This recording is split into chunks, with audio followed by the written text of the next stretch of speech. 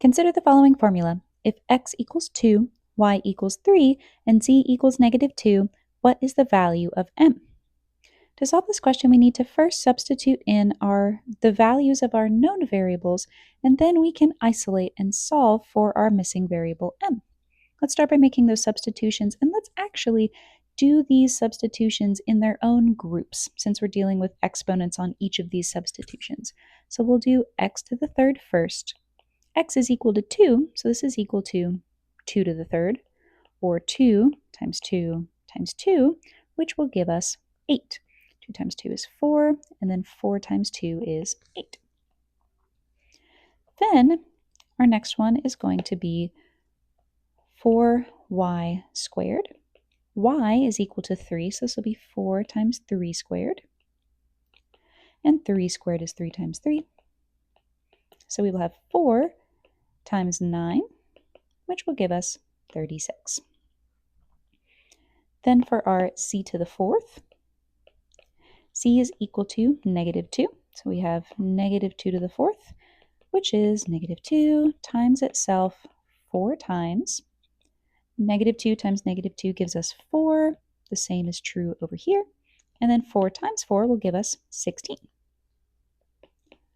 So we have our 3 values for our first 3 substitutions. Let me go ahead and make some room, and I will rewrite our equation. So now let's rewrite our equation. X to the third we know is equal to 8 minus 4y squared was equal to 36 plus c to the fourth, which was equal to 16, minus m is equal to 36. Now we need to simplify the left-hand side of the equal sign, and we need to do it from left to right to make sure it is accurate. So starting with 8 minus 36. We'll set this up like this for sake of ease. We will need to borrow. 16 minus 8 is 8, and then 2 minus 0 will be 2. How do we determine the sign of this number? Well, the bigger number always carries the sign, so find the absolute value of 36 or ignore its sign. Find the absolute value of 8, ignore its sign. Which number is bigger?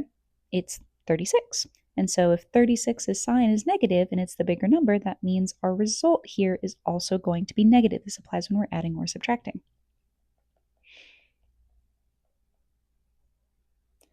So we have negative 28 plus 16 minus m is equal to 36. So one more, we need to do negative 28 plus 16, and adding a negative is the same as subtracting a positive. So let's line it up like this.